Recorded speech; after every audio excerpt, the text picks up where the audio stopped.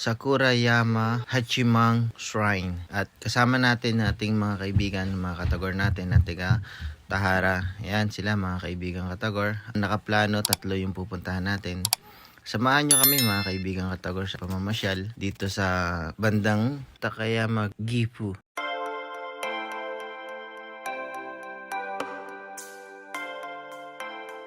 Yan mga kaibigan katagor. Dito na kami sa shrine. Lahat naman ng pupuntahan natin, libre lang, wala siyang entrance. Kaya kung sa mga gustong pumunta mga kaibigan katagor, pumunta na kayo. At hanggang hindi ganun kalamig, hindi ganun kayelo, kasarapan mga kaibigan katagor ang pamamasyal. Kaya pasyal na mga kaibigan katagor.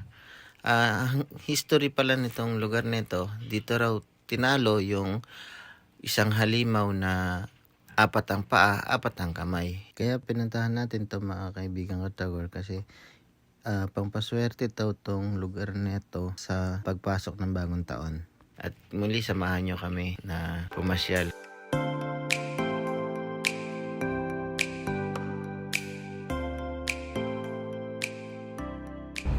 Yan mga kaibigan katagor. Ngayon papunta naman tayo sa Honoki Daira sa Snow naman tayo mga kaibigan katagor. Bibiyahe tayo ng halos 30 minutes siguro mga ganun. Mga kaibigan katagor na pupuntahan natin ay isa siyang ski. Nag-i-ski naman tayo mga kaibigan katagor sa Snow. Yan, samahan nyo kami. At maya-mayang konti, nandun na tayo. At excited na yung si Bunso. Siyempre, excited na rin kami na mapuntahan at makita ang bagong lugar.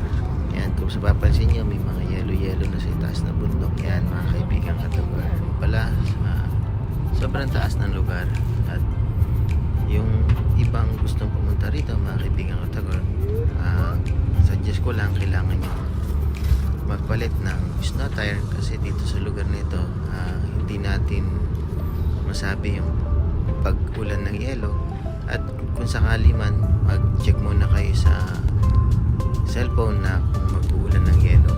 At kung ulan ng yelo mga kaibigan katagor, ayun nga, magpalit nga ng snow tire, saka magbaon na rin ng snow chain ang dalhin. At kung sa pagkain naman mga kaibigan katagor, meron namang restaurant doon sa itaas na pupuntahan natin. Ano yung parking? What? 나는 대한민국의 빨장컬만 있는데요. Ayan mga kaibigan katagor, paparking naman tayo ngayon. Silipin natin Nakasulat naman yung parking. lugar.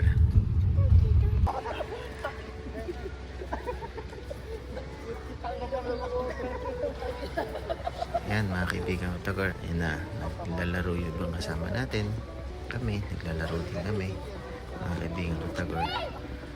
Masaya dito, maluwang yung lugar, tapos mataas. May mga nare-rent din na mga gamit at yung mga ibang pwedeng ma-rent, meron naman dito mga kaibigan katagor kung wala kayong sariling gamit na para sa pag-i-ski. Dito lang namin ito napuntahan mga kaibigan katagor.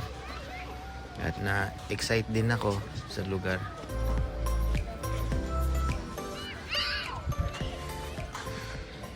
Ayan si Bunso, naglalaro. Huwag din palang kalimutan na magdala ng gloves na makapal at jacket na makapal. May nabibilihan naman din dito. Ayun nga lang, mahal mga kaibigan katagor.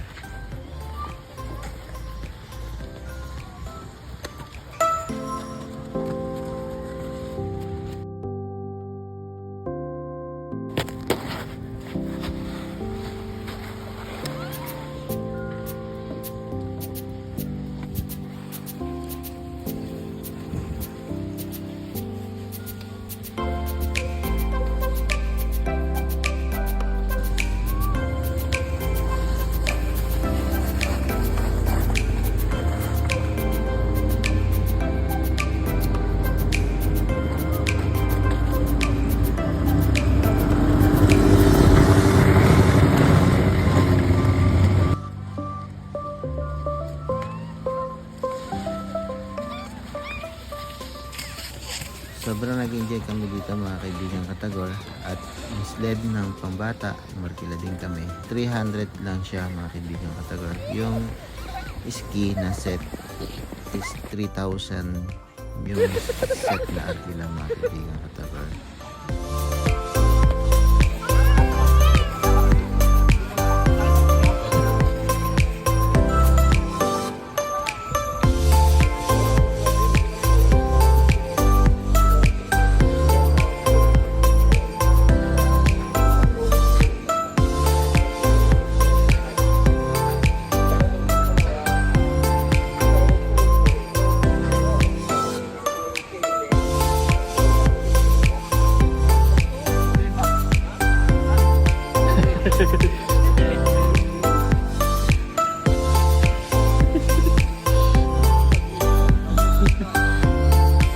Ikaw yung mami, suko.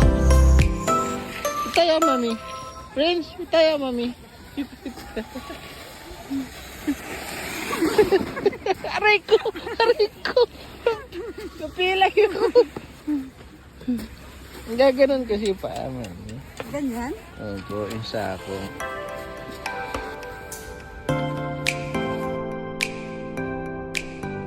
Ayan mga kaibigan katagor, mukhang mga pagod na ating mga kasama. Mukhang mga nakatulog na. Pero matatanggal ang pagod nila at antok dito sa ating susunod na pupuntahan sa Sub-Zero Forest mga kaibigan katagor. Sa yelo na nilagyan ng ilaw mga kaibigan katagor.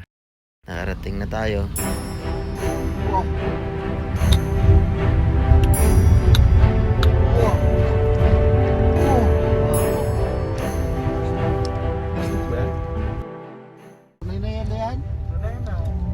Pinag-galaw, tutubig. May tubig nila para maging buo. Ganito.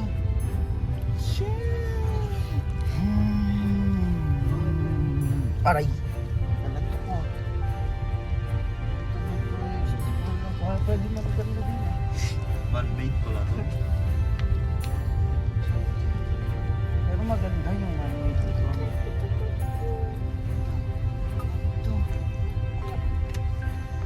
Ngayon lang din namin to napuntahan mga kaibigan katagor. Ayan, ating tingnan at pagmasdan ang ganda ng mga yelo.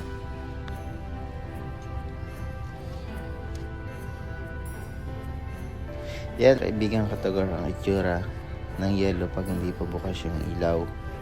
At napaaga tayo ng dating ng 1 oras. Hihintayin natin mga kaibigan katagor magbukas ng alas 5:15 yung ilaw at makaiglip din ng konti para may lakas pa mamaya ulit sa pagdadrive ng kaibigan katagor habang naghihintay ng pagbukas ng ilaw. Chihuahua? Oh, kita. Chihuahua, pwede man kachi. Chihuahua.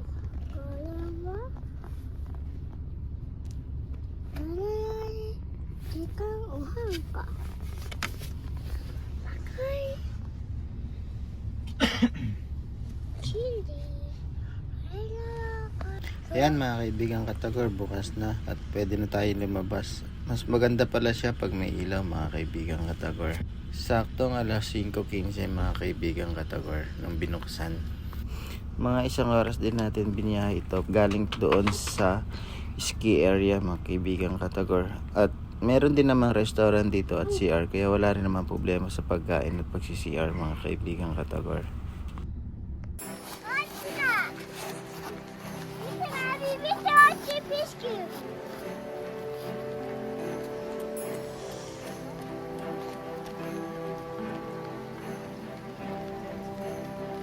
At libre din dito pala mga kaibigan katagor.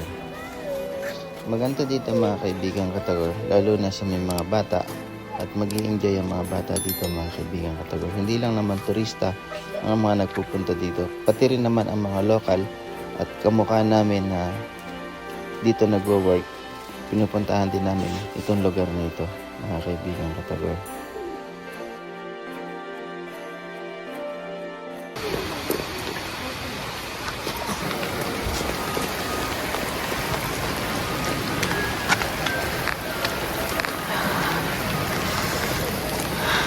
Yan mga kaibigan katagor yung CR.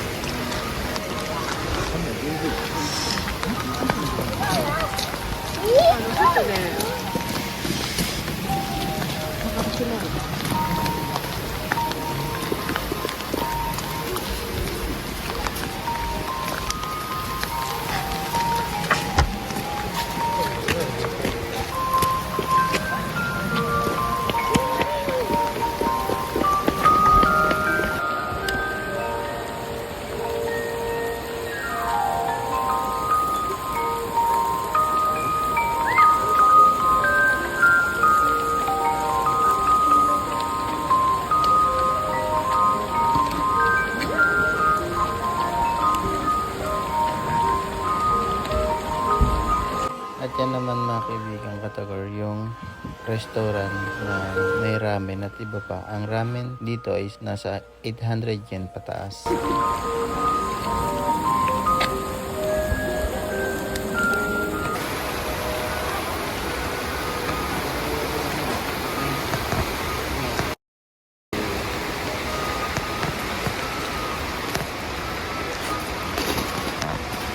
Yan mga kaibigan Katagor, maraming salamat sa panonood at huwag niyong kalimutan mag-like at subscribe at paki-share na rin sa ating mga kaibigan. Paki-comment kung aling lugar ang inyong nagustuhan sa aming napuntahan at kung meron kayong lugar dito sa Japan na inyong nagustuhan mga kaibigan Katagor.